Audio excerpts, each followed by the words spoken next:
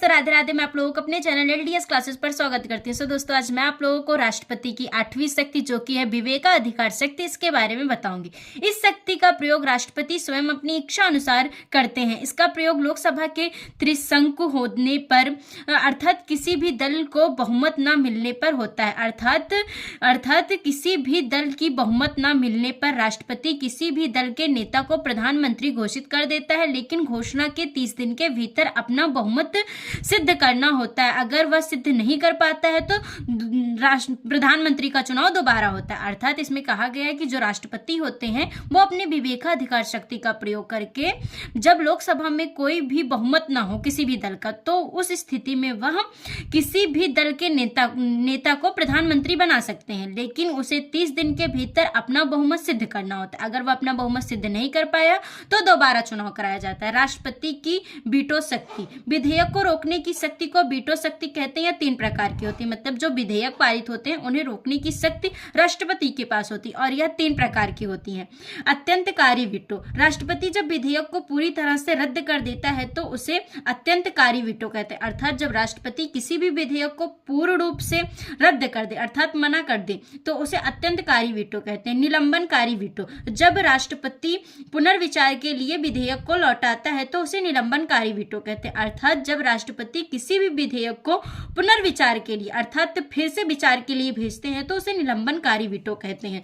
सो दोस्तों, हमारी तीसरी प्रकार की वीटो पावर है जेबी वीटो। जब राष्ट्रपति किसी विधेयक पर न तो हस्ताक्षर करे और न ही उसे पुनर्विचार के लिए लौटाए बल्कि उसे अपने ही पास रख ले तो उसे जेबी वीटो या पॉकेट वीटो कहते हैं। अर्थात जब राष्ट्रपति किसी भी विधेयक पर न तो हस्ताक्षर करे अर्थात न ही उसे पारित करे और न ही उसे पुनर्विचार के लिए भेजे बल्कि उसे अपने ही पास रख ले तो उसे जेबी वीटो कहते हैं। और विशेषाधिकार शक्ति क्या है? राष्ट्रपति के पास कुछ विशेष शक्तियां भी हैं, जैसे राष्ट्रपति पर दीवानी मुकदमे चलाए नहीं जा सकते। दीवानी मुकदमे अर्थात जो उसके जैसे कि घरेलू मुकदमे हैं, जैसे कि उसके तलाक या फिर कोई संपत्ति के मामले में उसका केस चल सकता है, कार्रवाई हो सकती है राष्ट्रपति पर, लेकिन किंतु अगर उस पर फौजदारी मुकदमा नहीं चलाया जा सकता है। अगर राष्ट्रपति अपने कार्यपद पर कार्यरत है तो उस दौरान राष्ट्रपति पर कोई भी फौजदारी मुकदमा नहीं चलाया जाएगा। राष्ट्रपति किसी भी केंद्रीय विश्वविद्यालय के महाकुलपति होता है। भारत के राष्ट्रपति की सूचना भारत के राष्ट्रपति की सूची, जैसे कि पहला है क्रम, राष्ट्रपति, कार्यकाल, विशेष। जैसे कि डॉक्टर राजेंद्र प्रसाद 26 जनवरी 1915 और 30 मई 1962 तक अपने पद पर कार्यरत रहे। और इनके विशेष क्या है? यह एक मात्र राष्ट्रपति थे जो 2 बार राष्ट्रपति बने। अर्थात डॉक्टर राजेंद्र प्रसाद एकमात्र ऐसे व्यक्ति थे जिन्होंने 2 बार राष्ट्रपति पद ग्रहण किया।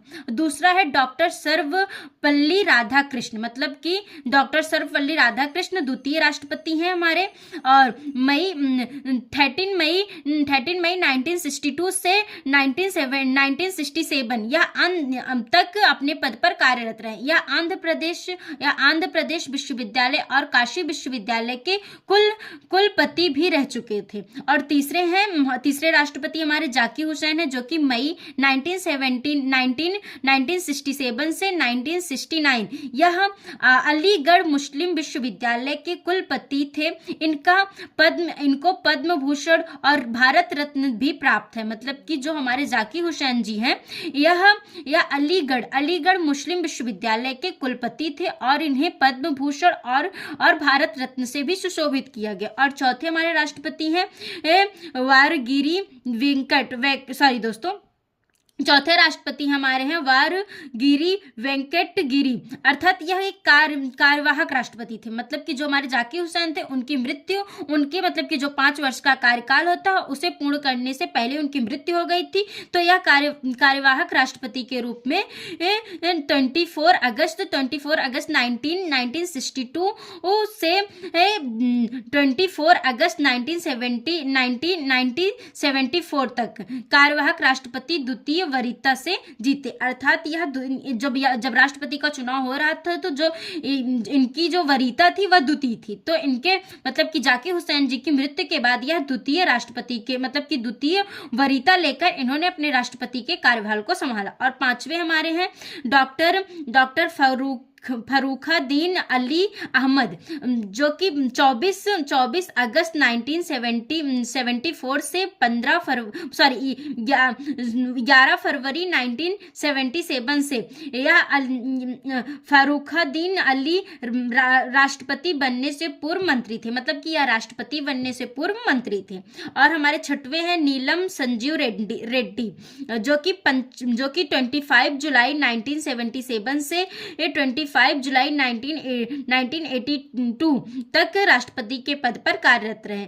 नीलम संजीव रेड्डी आंध्र प्रदेश के प्रथम मुख्यमंत्री थे, मतलब कि नीलम संजीव रेड्डी जो थे वह आंध्र प्रदेश के प्रथम मुख्यमंत्री थे। और हमारे सातवें राष्ट्रपति हैं ज्ञानी जैन सिंह, जो कि 25 जुलाई 1982 से 25 जुलाई 1987 तक अपने पद पर कार्यरत रहे। जैन सिंह मार्च 1972 में पंजाब राज्य के मुख्यमंत्री बने और 1980 में गृह मंत्री बने, मतलब कि यह पंजाब के मुख्यमंत्री थे और यह गृह मंत्री भी रह चुके थे। और हमारे आठवें राष्ट्रपति हैं आर वेंकट रमण, जो कि 25 जुलाई 1987 से 25 जुलाई 1992 में यह भारत के वित्त एवं औद्योगिक मंत्री और रक्षा मंत्री भी रह चुके थे। दोस्तों धन्यवाद। इसके बाद जो राष्ट्रपति बनते हैं उनके बारे में आप लोग कल बताऊंगी।